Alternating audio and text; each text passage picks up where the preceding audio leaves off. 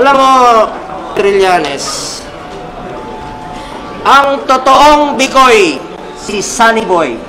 Ikaw ang totoong Bikoy. Sa totoo lang, dumi mo. Alam mo, saan kukuha si Edwin Cola ng pambayad?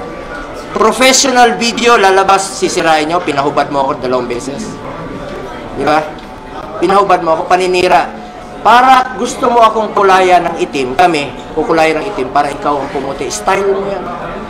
Ngayon, sasabihin mo sinong mayabang. Ikaw ang mayabang. Pag dumaan ka pa lang, lipad lahat sa hangin. Hindi ako tulad sa'yo. Pagdating ng panahon, pagbaba ng amo ko, hindi ako magtatago. Pero, magpapa-injection kami ni Pangulo ng anti-rabies. Baka makagat kami ng asong ulol. Hindi ako tulad sa'yo magtatago dito sa Senado. Pupuntahan kita, sasamahan kita, ihatid kita sa amo mo naman. Ang amo mo si Satanas. Sasamahan kita kahit sa kulungan. Ay, hindi, ikaw muna mauna. Ikaw kung papakulong. Kasalanan, hindi ako tulad sa'yo. Dito, kung may tumakbo ka, makita tayo dito. Tumakbo ka sa 2020. Hanggang 2025 pa naman ako. So, mag-aabot pa tayo dito. Pag nakikita ko yung litrato mo dyan sa gallery, tatakot ako, baka kagatin mo. Narapis ba? Thank you. Okay. Thank you. Alam mo, Oh, yeah. sino mas mayabang? Ikaw ang mayabang. Si Bongo lang ako. Hindi ako si Trillanes. Para maliwanag, na nakakuha ng 7 billion pesos worth of projects yung tatay at kapatid ni Bongo because of the influence nilang dalawa ni Duterte. Walang pwedeng ibang dahilan kung paano nila nakuha yon. Inihayag ni dating Senator Antonio Sunny Trillanes III na sasampahan ng kasong plunder si Senator Bongo sa Ombudsman. Ayon kay Trillanes, sangkot si Bongo sa 7 bilyong kontrata na naibigay sa kanyang mga kamag-anak at kapamilya na malinaw na labag sa Anti-Graft and Corrupt Practices Act. Naghahanap tayo ngayon, di ba? Ito diretso kamag-anak, tatay niya tsaka kapatid niya. First degree of consanguinity. Yan ang maliwanag na definition sa plunder law. I'll be filing next week yung mga infrastructure scandal ni Bongo na yung 7 billion na binigay niya, inaward niya sa kanyang tatay at kapatid, ani Trillanes. Samantala, pumalag si Senator Bongo hinggil sa pag-uugnay sa kanya sa issue ng maanumalyang flood control projects. Sa kanyang press briefing nitong Huwebes, October 16, 2025, tahasang itinanggi ni Go ang mga aligasyong idinidikit umano laban sa kanya, kabilang ang kaugnayan niya sa mag-asawang Curly at Sara Diskaya. Iginiit ni Senator Bongo na wala siyang kinalaman sa mag-asawang contractor na sina Curly at Sara Diskaya. Hindi ko po kilala ang mga Diskaya. Wala po akong kinalaman sa kanila at wala po akong pakialam sa mga Diskaya. Hindi ako sangkot sa anumang anomalya. Anya. Ito ay matapos ipag-utos ni Ombudsman Jesus Crispin Boyeng Rimulya kay Department of Public Works and Highways or DPWH Secretary Vince Dizon na imbestigahan ang koneksyon ng mag-asawa sa CLTG Builders, ang construction firm ng ama ni Go. Sa ad pa niya, nakahanda rin daw siyang maging complainant upang makasuhan ang Madiskaya at kanyang mga kaanak. Matatandaang naugnay sa nasabing issue ang senador bunsod ng kumpanya ng kanyang amang napangalanan sa pagdinig ng Senado sa flood control probe. Paglilinaw pa niya, at ulitin ko for the 9th time, I have nothing to do with the business of my family. Wala po akong kinalaman sa negosyo nila. Samantala, may pakiusap din ang senador sa mga pilit na nagbibintang umano laban sa kanya. Anya, huwag niyo pong ipahid sa akin ang dumi para kayo ang pumuti. Huwag ganon. Dagdag pa niya, panagutin po natin ang dapat panagutin. Panagutin po ang dapat managot. Samantala, sa nakaraang pagdinig sa Senate Blue Ribbon Committee tungkol sa multi-bilyong pisong flood control scam, kinumpirma ni Sara Diskaya na nagkaroon sila ng joint venture sa CLTG Builders, ang construction firm ng ama ni Senator Bongo. Nung una, dahil sa mga katanungan ninyo, inisa ko na lang po ang sagot. I welcome any investigation. Let the facts speak for themselves. Wala po akong itinatago. Wala po akong kinakatakutan dahil wala akong kasalanan. Hindi ako sangkot sa anumang anomalya. Ang aking sinumpaang tungkulin ay ang maglingkod sa bayan. At hindi ko po sasayangin yung tiwalang binigay po ng taong bayan sa akin. I am one with the Filipino people in this crusade against corruption. Kasama niyo po ako rito. At hindi po tayo titigil at wag ho tayong pumayag na ilihis po ang katotohanan. Kasi pag nailihis po ang katotohanan, magulo po yan. Magkakagulo po pag inilihis po ang katotohanan. Tumbukin niyo po yung dapat tumbukin. Hanapin niyo po yung dapat hanapin. Yun talagang mga totoong buhaya. Yung mastermind talaga. Bakit i-atras ngayon? With all due respect to the Ombudsman, sinusuportahan po natin lahat ng investigasyon. At isa po ang aking masasabi, I do not know the Discayas. Hindi ko po kilala. In fact, nung hearing, nung mga nakarambuan dito sa Senado, tinanong ko sila, ang mga Diskaya. Tinanong ko sila, meron ba kayong joint venture with the CLTG? Yes. Tapos na ba? They answered yes. Napapakinabangan na ba? Yes. So, dun po, nagkaroon po ako ng interest din bilang isang senador at miyembro po ng Blue Ribbon na kung may pagkukulang, pagkakamali, kung anomalous o substandard, panagutin nyo. Sinabi ko doon. Ako mismo ang willing po akong magkaso. Kasuhan natin yung mga dapat kasuhan. Kahit kamag-anak ko. I'm willing to be the complainant. Kung talagang meron silang pagkukulang. At may pagkukulang ang Diskaya, kasuhan nyo. Wala po akong pakialam. Gusto ko accountability. At I'm urging the Diskayas and lahat ng witnesses. Please lang, sabihin niyo yung totoo. Huwag ko kayong pumayag na ilihis po yung katotohanan. Kawawa yung Pilipino. Kawawa yung Pilipino.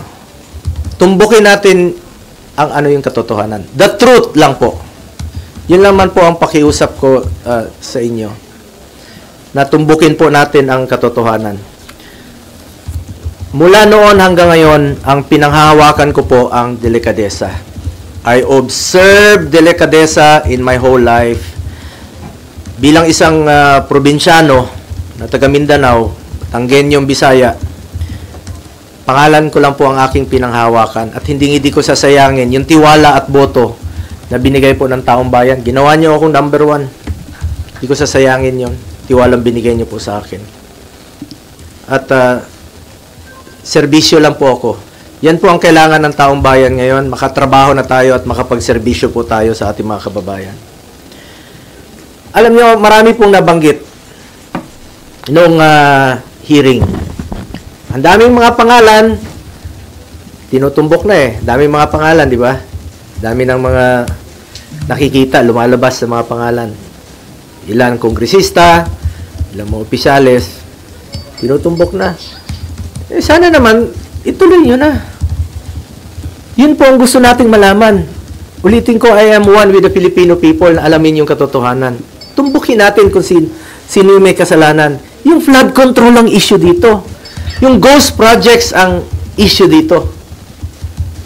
Yung mga substandard projects ang issue dito. Mga anomalous projects ang issue dito. Panagutin natin ang dapat managot. Huwag tayong lumihis. Ano to? May cover up? Ano to? Para ilihis yung atensyon sa totoong may kasalanan? Totoo lamang po. I am for accountability. Dapat panagutin po ang dapat managot. Please lang, nakikiusap po ako, let's make those responsible. Let's make them accountable for all this mess. Panagutin po natin ang dapat panagutin. Balikan ko lang po yung sa Senado. Ang dami na pong na-mention. Dami pong na-mention about the Discayas. Umabot na nga tayo sa Ilocos Norte na merong proyekto doon. Umabot na sa NBI, may proyekto ang Discayas. Iyan ang maaaring naging negosyo nila, makipag-joint venture, magpagamit po ng lisensya. Kung may kasalanan, panagutin niyo po. Panagutin nyo. Panagutin po natin. Hindi ko po kilala ang mga Diskaya. Wala po akong kinalaman sa kanila at wala po akong pakialam sa mga Diskaya. Kasuhan nyo. Kung kamag-anak ko kasama dyan, nag-joint venture sila, noong 2017, umatras na nga Hindi, panagutin natin. I'm willing to be the complainant. Walang problema doon. Willing po ako na isa ako sa magiging complainant. Huwag niyo po ipahid sa akin ang dumi para kayo ang pumuti. Huwag naman pong ganon. Panagutin natin ang dapat managot dito. At isa po tayo ang ating layunin. Managot po ang dapat managot. Ang dami na po nabanggit na kasama ng Diskaya, joint venture ng Diskaya. Yun ang imbestigahan. I am one with ICI. Secretary Vince ng DILG, I'm one with you. I'm one with the Ombudsman. Panagutin yan dapat panagutin. Kilala po ako ni Secretary Vince noon paano ako magtrabaho. At hindi po ako nakikialam bilang isang public servant. Noon, government employee, 2001, 1998 pa po sa congressional office ni former President, former Congressman, former Mayor Rodrigo Duterte. Nang naging mayor siya, isa lang po ang pinakiusap ko noon. Sabi ko, pag pumasok yung kamag-anak ko sa government transaction sa City Hall, I will resign. Pag pumasok sila sa Malacanang noon, I will resign. Dahil I observed delikadesa. Pinapili ko noon. Pumasok kayo, alis ako. Yan lang po ang puhunan ko rito. Ulitin ko, delikadesa. Hindi ko po kontrolado ang negosyo ng sino mang kamag-anak ko. Ilang beses na po ako naging issue ito. 2018, bago mag-eleksyon, naging issue. Bago mag-eleksyon ng 2022, hindi naman ako tumakbo, naging issue ng 2021. Bago nag-eleksyon, 2025, kinasuhan ako ng 2024. Mapigilan mo bang may negosyo sila? May mga negosyo po, kahit sino sa atin, may mga negosyo po ang pamilya natin. Wala pa ako sa mundong ito, may negosyo na po ang pamilya ko. Ang tanong po dyan, nakialam ba ako, binigyan ko ba ng pabor ang aking kamag-anak? Hindi. Nakinabang ba ako sa negosyo nila? Hindi. Because I observed delikadesa. At hindi ko po babaguhin yang aking prinsipyo, yung delikadesa po. Kung may kasalanan sila, hindi ko naman mabigyan ng negosyo. Kung anong mga negosyo pinasukan nila, uso po yung name dropping. Kahit sino nun, ilang beses ko nang sinabi rito sa hearing, pag ginamit yung pangalan namin ni former President Duterte, consider it denied. Kasi marami pong mga nag-name drop, nakakilala, magpa-picture na ganito. Walang katapusan po yan na issue. Habang nandito po kami sa gobyerno, walang katapusang issue po yan na gagawin sa amin. Kaya ako, inunahan ko na lang po. Meron silang nagsasabi na may magpa-file na naman next week ng kaso, katulad nung kinaso last year, kaso against itong sa pamilya ko na naman. Mapili ko ba yung kamag-anak ko? Kung pwede lang pumili ng kamag-anak, papalitan ko yung kamag-anak ko. Makapili ba tayo ng kamag-anak? Siguro hindi po titigil ito unless na lang palitan ko yung kamag-anak ko. Or, kunin ng Panginoon yung kamag-anak ko, yung tatay ko. Hindi po ako papayag na manghihimasok po sila sa trabaho ko. Ako po ay isang senador, hindi po ako negosyante, hindi po ako kontraktor. At Tatrabaho lang po ako para sa Pilipino. Ngunit ang issue po rito ngayon ay sana po huwag malihis po yung katotohanan. Magulo po yan pag ililihis nila yung katotohanan. Nag-aantay po ang sambayan ng Pilipino. Di ko kilala yung Diskaya at let me repeat, hindi po ako nakikipag-usap ng any government contracts o government transaction. Nung naging senador po ako, naging SAP po ako noon, maraming lumalapit, humingi ng tulong lang po ako sa kanila. I'm the most accommodating person, sa totoo lamang po, sa panahon ni Pangulong Duterte. Pero hindi po ako humingi ng kapalit. Sinasabi ko lang, gawin nyo lang yung tama. Just do what is right. Lalong-lalo na po sa mga natulungan ng mga nasa gobyerno po. Hindi natin maiwasan, uso yung mga name dropper, walang katapusan gagamitin yung pangalan mo. Ulitin ko lang po, kung may pagkakamali o pagkukulang man ang kamag-anak ko, ako na po mismo ang magpapakaso at magpapakulong po sa kanila. And it would be very unfair on my part na po na maging dahilan pa ako na hindi na po nakipag-cooperate ang Diskaya dahil meron silang pinoproteksyonan. Ako na pong nananawagan muli, not only sa Diskaya, nananawagan po ako sa lahat ng witnesses. Diskaya, lahat ng contractors, magsabi kayo ng totoo. Magsabi kayo ng totoo. Tumbukin po natin yung talagang mastermind. Papunta na eh. Papunta na doon sa mastermind eh. Sa ICI, alam niyo sino yung mga mastermind. Tumbukin niyo po. Sa DPWH, sa Ombudsman, tumbukin niyo yung mastermind. Sino po yung mga nasa likod nito? Nag-aantay po kami. Nag-aantay ang Pilipino na meron pong mapanagot. Umaatras na ngayon. Paatras na ng paatras. Katapusin ko lang po. Uso kasi yan ngayon eh. Puputikan ka ng itim para sila ang pumuti. But I trust our people to see through the noise. I have stood by them through floods, fires, earthquakes, and the pandemic. I earned their trust not through words but through action. Serbisyo po ako at pagmamahal, pagmamalasakit sa Pilipino. At hindi ko po sasayangin yung tiwalang binigay niyo po sa akin. I will never walk away from them. Sa katotohanan lang po tayo, ang pakiusap ko lang po, sa katotohanan lang tayo. Lumabas po yung totoo muna. The truth lang po.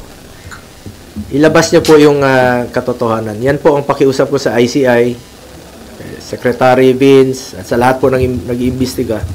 Doon lang po tayo sa katotohanan. Huwag na tayong paikot-ikot pa. Huwag natin ilihis ang katotohanan. Huwag niyo pong lokohin ang Pilipino. Tumbukin po natin ang dapat tumbukin. Anong kinalaman ko dyan sa 2017 na kung meron mga joint venture sila, please check. Imbestigahan nyo po. Panagutin nyo, kasuhan nyo. Willing po ako maging complainant. Kung may mga pagkukulang, willing po ako. Kesa naman papaikot-ikot pa natin. Kasi expect it na hindi lang po ito ang mangyayari. May mga gumagalaw na puwersa para iikot po yung katotohanan. Para hindi mapanagot. Nandun eh. Klarong-klaro na dito. Nag-imbestiga na tayo dito sa Blue Ribbon Committee. Marami nang lumalabas. Ang dami-daming mga kongresista na sila mismo ang kontraktor. Sila mismo. Congressman talaga na kontraktor. Yung kontraktor talaga. Sila mismo. Kung layo ko dyan, ang kinalaman ko dyan, pigilan mo ba magnegosyo yung mga tao, mga kamag-anak. Hindi natin mapigilan. Basta walang kalokohan. Ayaw ko po ng kalokohan. Ever since, ayaw na ayaw ko po ng kalokohan. At nakikiusap lang po ako sa lahat, no, sa DPWH, sa Ombudsman, sana po'y maging fair. Tumbukin natin ang katotohanan. At sana naman po, wag naman po akong gawing dahilan na hindi mag-cooperate dahil merong tinatago at pinoproteksyonan. Ako na po ang nagsasabi. Ako po ang nagsasabi. Please lang, sabihin niyo po ang katotohanan. Katotohanan lamang po. Ilabas niyo po yung katotohanan. And let me repeat, hindi ko po kilala yung mga Diskaya. So, balikan ko yung joint venture na trabaho nila. Tingnan nyo kung tapos na. Kung napakinabangan naman ng taong bayan. Kung napakinabangan, may COA po. Trabaho ng COA yan to check kung tapos na po at napapakinabangan. At meron bang problema. Kung may problema, kasuhan nyo po. Please. Ako na po nagsasabi, kasuhan nyo po. Wala po akong kinalaman dyan. Wala po akong pakialam dyan sa kahit na anong negosyo. Nakafocus lang po ako sa trabaho ko bilang senador. Sir, there are claims that the Discayas might be protecting you. You already said you don't know them, but is there any reason they could be protecting you at this time? Sabi ko nga, sabihin nilang totoo eh.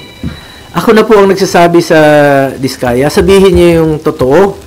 Kasi biglang nalihis yung objective dito, ang tinutumbok natin dito, sino yung mga buhaya? Tinutumbok natin sino yung mga buhaya talaga, malapit na eh. Lumalabas naman eh. Yun ang hanapin niyo, panagutin niyo, kasuhan niyo. Eh ngayon, bakit kayo atras? Ang layo eh. Ang layo ng inatrasan niyo, parang cover up na ang nangyayari. Tumbukin ninyo yung mastermind. Ang issue dito yung flood control at yung mga ghost projects. Bakit aatras ka ngayon? Kaya ako nananawagan sa lahat ng mga witnesses, magsabi kayo ng totoo. Wala kayong dapat itago. At wala silang dapat proteksyonan sa akin dahil wala po akong kinalaman. Hindi ko naman sila kilala. Hindi naman po ako nag-i-involve sa any government transactions. Di po ako nakikialam dyan. Wala po makakapagturo na may kinausap po ako, nakisali ako sa any government transactions. Senador po ako. Trabaho lang po ako dito, nagsiservisyo lang po ako sa taong bayan. At hindi ko nga sasayangin yung tiwalang binigay ko po. Hindi ko sasayangin tiwalang binigay nyo sa akin. Mas problema tayo ngayon, mas gugulo ang bayan pag ilihis nyo po ang katotohanan. Marami pong nag-aantay sa ngayon. Malaman yung katotohanan at matumbok ang may kasalanan at may pananagutan dito sa mga ghost project, dito sa mga flood control projects po. But sir, would you be willing to cooperate with DPWH, Ombudsman, ICI with the investigation? Sabi ko nga, willing pa akong maging complainant eh. I'm willing na maging complainant kung meron po may kasalanan dito. Sabi ko, kahit kamag-anak ko, I don't care. Kung may kasalanan sila, kasuhan sila, ako pa maging complainant. Pag may pagkukulang sila, substandard, pagkukulang, panagutin sila. So, wag lang pong paatras yung investigasyon. Sense ito kaya nagpapalays nito pala yung anino. Binabalot yung malapit na. Alam naman ng taong bayan, sabi ko nga, paakyat na eh. Lumalabas na sa mga hearings dito, sa investigation. Alam naman natin kung sino yung mga nagpupondo, sino yung mga totoong mga contractor, sino yung mga involved sa anomalous projects. Eh, lumalabas na yung katotohanan eh. Paakyat eh. Habang paakyat, inililihis po sa katotohanan, umaatras, binabalik sa administrasyon ni former President Duterte na wala naman pong basihan. Hindi ko naman sinasabi na perfecto yung administration ni former President Duterte noon. Pag may nababalitaan siyang involved sa corruption, tinatanggal naman niya. Hindi ko sinasabing perfecto. Ngunit ito ngayon, nandito yung malala 22 to 25. Nandito yung malala. Hindi naman puputok yan kung hindi malala Sir, tingin niyo target po kayo? You're being targeted. Sigurado. Kasi sabi ko nga, unti-unti na kaming ni-eliminate. Pag-identified with the past President Duterte, in-eliminate. Taong bayan na po ang humusga. Alam nyo naman kung sino yung nagtatrabaho. Alam nyo naman kung sino yung nagsiservisyo lang ng tama. At alam nyo po kung sino yung talagang totoong nagmamalasakit at nagmamahal sa Pilipino. So sir, para po sa inyo, yung announcement po ng investigation dun sa CLTG ay panglilinis lang? Yes. Bakit? Ang layo binuksan ko na yan dito. Ako na nga mismo Tinanong ko na nga sila. Diba tinanong ko na sa hearing? First hearing po ng Blue Ribbon Committee, isa yan sa aking unang tinanong. Naging transparent po ako. Una kong tinanong yan. Sabi ko, sa inyo, meron kayong joint venture? Yes. Tapos na? Yes. Napakinabangan? Yes. After 2 months, babalikan mo, tas sasabihin mo na hindi na nag-cooperate, pinoprotect siya. Open nga yun. Andyan bukas po yun sa hearing sa Senado. Sabi ko, willing po ako to cooperate. Willing po tayo malaman ang katotohanan. And willing po ako na ako pa maging complainant dito kung kakailanganin. Kahit kamag-anak ko, kasuhan nyo, kung meron silang kasalanan at may pagkukulang yung kanilang mga trabaho. Let me repeat, wala pa ako sa mundong ito, hindi pa ako pinapanganak, may mga negosyo na po ang pamilya ko. Hindi pa ako senador, may mga negosyo na po yan. At for the record, retired na po yan. 2019, may facts dyan, may katotohanan dyan. Retired na po yan, 2022, 2019, hindi na po sila involved. Ngayon ko nga lang na-discover recently, nung nabuksan po yan dito sa hearing, kaya ako na po mismo nag-research. Importante, hindi siya anomalous. Importante, wala siyang kalokohan. Sabi ko nga, expected ko na po ito at wala pong katapusan ito hanggang hindi ko palitan ang kamag-anak ko o hindi sila kunin ng Panginoon. So, based on your research, wala kayong nakitang anomalous doon sa company ng tatay niyo po, tama? Ganun po ba? Apo. Sir, sino yung retired? Yung tatay, yung license nila. Yung license So nila. they're not operating anymore? Yes, no more. Since when? Ito, last po yata nila is 2019 at officially 2022 retired na po sila. As in retired na, parang wala na, parang sinara na po talaga noon pa. At parang tinapos na lang po yata nila yung kanilang trabaho noong 2019. At hindi na po sila nila ginagamit. Alam niyo itong Diskaya, uso yung ginagamit yung lisensya. Uso yung joint venture noon kahit saan po. Kahit sabi ko, umabot na nga ng Baguio, umabot ng NBI, umabot ng Ilocos Norte. Ang daming dapat tingnan na lugar, Mindoro. Bakit ka atras doon sa 2017 sa Davao, hindi naman flood control, hindi naman ghost project, hindi naman anomalous. Bakit mo atrasin doon? Para lang idawit yung pangalan ko. Sabi ko, unfair na atras ka. Yan, sadyang inililihis nga yung issue. Sana po, fair lang po. Ako, nirespeto ko po ang ating ombudsman, nirespeto ko po ang DILG, ng DPWH, nirespeto ko po ang ombudsman, nirespeto ko po ang ICI sa kanilang mandato at willing tayo to cooperate. Basta tumbukin po yung katotohanan. The truth lang po. Doon lang tayo sa katotohanan at hindi tayo magkakamali. Sa totoo lang po tayo. Yung joint venture between CLTG and St. Gerard, sabi sir, they were able to bag contracts sa Davao, hundreds of millions. Did you know about it? Were there favors given para makakuha ng contract sa Davao? Sabi ko, ulitin ko, since 2001, Mayor pa si Mayor Duterte, hindi po ako nag-i-influenza Never po ako nag-influence. Never ko po ginagamit ang aking posisyon. Kaya sinabi ko kanina, nakialam ba ako para bigyan ng pabor ang aking kamag-anak? Hindi. Nakinabang ba ako dito? Hindi rin po. Because I observe delikadesa. At yan po ang aking puhunan hanggang ngayon. Delikadesa. Hindi lang po sa mga government projects issues. Sa lahat po ng bagay, I observe delikadesa. Prinsipyo po yan sa buhay at hindi ko yan sasayangin. Yung binigay niyo pong tiwala sa akin. Let me repeat, I observe delikadesa.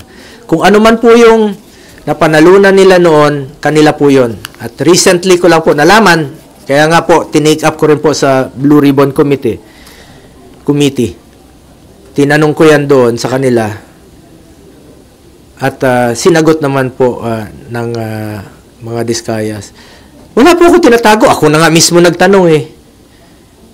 Nasa records naman po. Tingnan niya lang po sa records. Ako mismo ang nagtanong sa kanila. Sen, sino yung tingin mo naglilihis ng issue para mapunta sa inyo? Alam naman natin kasi meron nang natutumbok eh. Meron na pong natutumbok na mga tao sa taas, yung mga involved talaga rito. Yun po ang I'm sure isa sa mga rason na inililihis na po ang issue. But I'm appealing sa mga kababayan natin, sa kapwa nating Pilipino, please, wag ho tayong pumayag. Wag ho tayong pumayag na lokohin po tayo. Wag ho tayong pumayag na ilihis po yung totoong issue rito. Yung mga flood control, yung mga ghost projects, yun po ang tumbukin dapat. Kung sino po yung may kasalanan, panagutin po natin. Yun ang dapat tumbukin. Ulitin ko, wag niyo pong ilihis ang katotohanan dahil magulo na po ang ating bayan, mas lalong gugulo po. I am one with the Filipino people in this crusade against corruption. Hindi lang po sa flood control, hindi lang po sa ghost projects, sa lahat po ng korupsyon sa gobyerno. Kontra po ako dyan. Pangako lang, sir. Sabi po ng ICI just now, posible din daw po kayong ipatawag. Okay lang po. No problem. Kung ano yung sinabi ko sa inyo rito, very much willing po ako na magsalita. Willing to cooperate. Willing po ako sabihin sa kanila yung totoo. Ayon po sa aking nalalaman. Malinis po ang aking konsensya. Sen, hindi ba welcome move po para sa inyo to na i-imbestigahan na rin ngayon ng DPWH, hindi lang yung administrasyong Bongbong Marcos, kundi pati yung Duterte administration? Kasi sabi niya sa interview kanina sa ICI ay wala siyang sisinuhin. Oo, lahat naman po. Lahat naman dapat imbestigahan dito. Ang ibig ko sabihin dito, tinutumbok na natin dito yung malala eh. Mga recent na 2022 to 2025. Nandito po yung malalang korupsyon. Pero lahat naman dapat imbestigahan. Pwedeng balikan ng previous administration. Even before pa. Before President Duterte's time, pwede rin nilang imbestigahan kung meron pong anomalous. And sinusuportahan ko po yan. Katotohanan po ang gusto nating malaman po rito. The truth po, the truth. Salamat. Hinga natin ng reaksyon doon nga sa naging press con ni Senador Bongo dyan sa Senado. Magandang hapon po, Senator. Hapon po sa inyo, kasamang Sandro at kasamang Willie at sa ating mga listeners. Senator, magandang hapon. No? Napanood niyo po ba yung naging press con ni Senador Bongo? Tsaka yung denial niya? Hindi po natin napanood pero napadala po sa akin yung mga highlights ng press con niya. Yan po, makikita po, ito, piniplayback natin yung bahagi. Isa nga dun sa mga sinabi niya kanina, inililihis yung issue at nakiusap pa siya doon sa mga witness, hindi lang sa mga Diskaya, hindi lang dito sa mag-asawang Diskaya, kundi sa lahat ng witness na magsabi kayo ng totoo. Tumbukin po natin talaga yung mastermind. Papunta na Papunta na doon sa mastermind May ganon. Baka may dinaanan kaya hindi mo na natumbok yung ano. Ay, ano hong masasabi niyo doon, Senator? Siya nga po yung mastermind Sabi nga ni Ombudsman Rimulya, siya yung nasa likod nito ni Yusek Bernardo at nitong mga Diskaya. Kaya yon ang kailangan na mapiga pa ng DOJ. Pero itong ipa-file ko na kaso sa kanya na plunder, ito lapat na lapat ito sa issue. Kasi ngayon lang na pumutok itong issue na to, pero nung panahon ni Duterte, talagang grabe, di hamak na mas malalaki ang mga ninakaw nung panahon na yon. Ito nga, itong ipa-file ko, 7 billion pesos na mga proyekto ang binigay, inaward ni Duterte at ni Bongo dun sa kumpanya ng tatay at kapatid ni Bongo. Hindi ba maliwanag yun? Yun po ang definition po ng plunder. At hindi naman po makukuha nung tatay niya at kapatid niya itong 7 bilyon na proyekto na to kung hindi dahil sa influensya nila ni Duterte. Yun po yun. So hindi na kayo bago na dati na pag dumating ngayon makasama sa ganitong klase ng anomaly ang pangalan ni Senator Bongo, Senator? Opo, dati lang kasi kontrolado nila yung social media at yung kumbaga yung buong lipunan noon parang na-hypnotize nila. Kaya kahit namamaos na ako, kakasigaw kung gaano kakurakot yung mga ito, hindi ho napapansin. Pero ngayon, na nakita mismo ng mga kababayan natin kung gaano kalala yung sitwasyon, ngayon bukas na sila dito sa aking mga aligasyon. At ito po sa akin, dokumentado Hindi ako nag-privilege speech lang o nag-press release na tinuturo ko sino-sino. Ito po mga kontrata ito, galing sa DPWH at COA. Oho. Kaya pagkasampa ko nito, dire-diretso po ito. Kasi kaya ako naman naitanong dahil noong mga panahong yon na mga binabanggit nyo rin na Senator Sani, parang naging concentrated kayo kay dating Pangulong Digong di ba? Hindi gaanong na-highlight ang pangalan ni Senator Bongo, Senator Sani.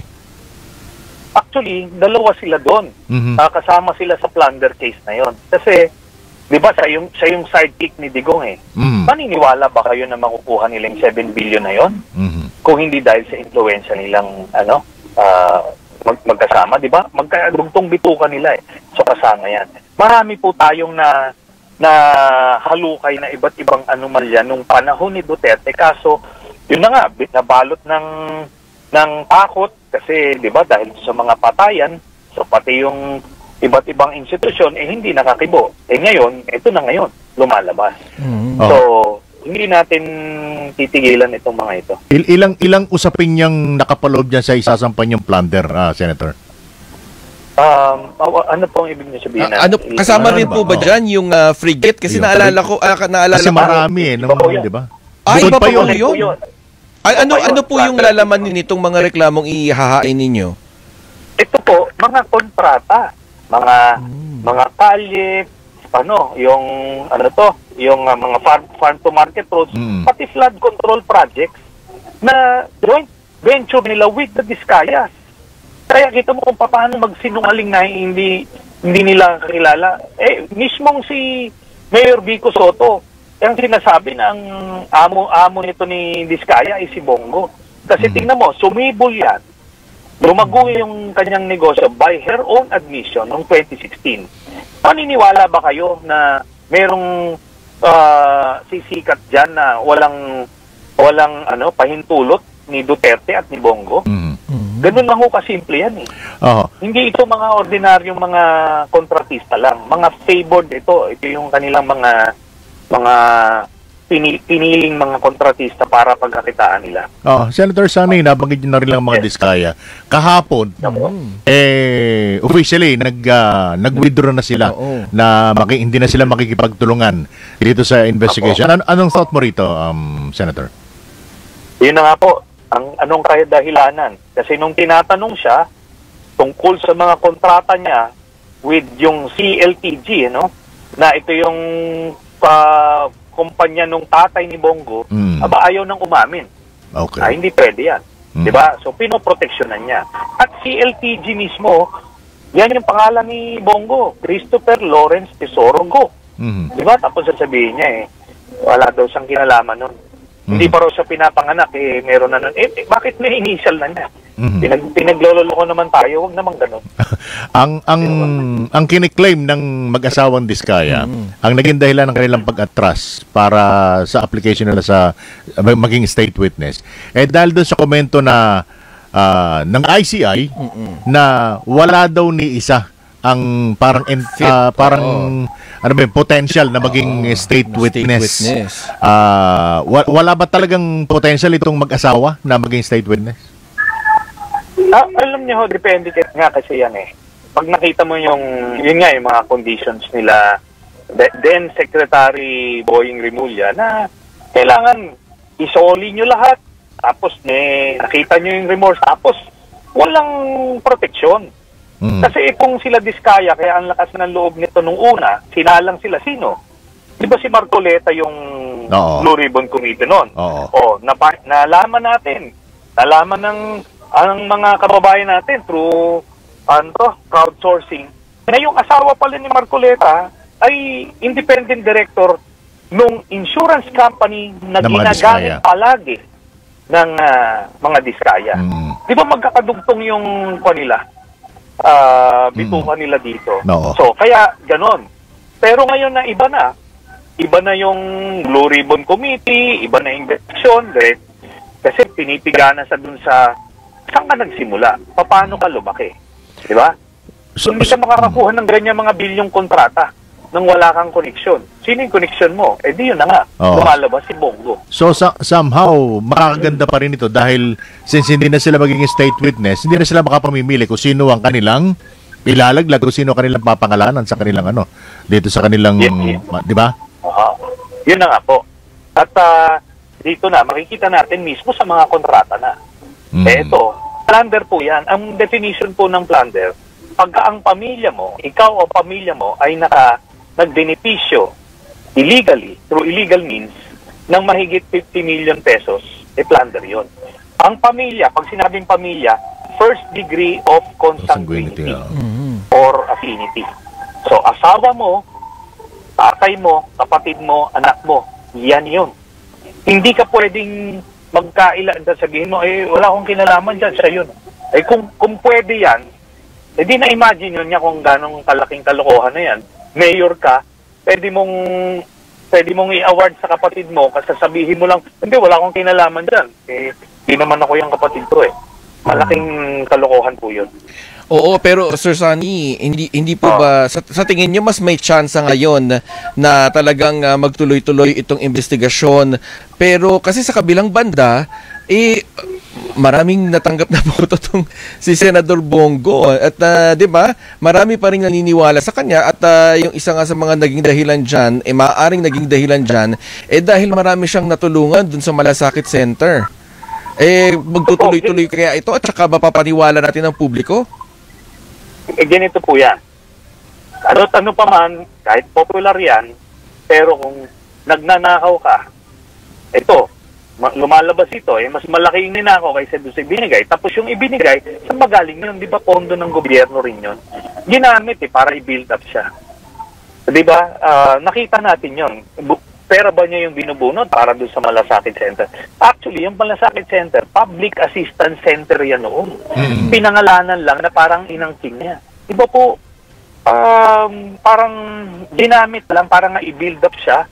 Noong una, plano siyang, hindi lang senador, gagawin siyang presidente. Kaya nila ginawa yan. Pero, ngayon, di na siya nakapwesto, kamusta na ba yung Malasakit Center? Di ba wala na? Kasi, talagang binubuhusan nila ng pondo, pero dito lumalabas na habang nagbibigay sila, mas malaki yung kinakabig. Di ba? So yun lang po yan. Kahit na sa mga bumoto man kay Bongo, hindi ibig sabihin po noon na absuelto sa pagnanakaw niya. Ganun lang po kasakit ang batas. May nakikita ka bang chance man lang na kayang lusutan ito ni Senator Bongo? Pwede niyang lusutan, pero may ICC pa rin nag-aabang sa kanya. Kung ano mauna, hindi yun.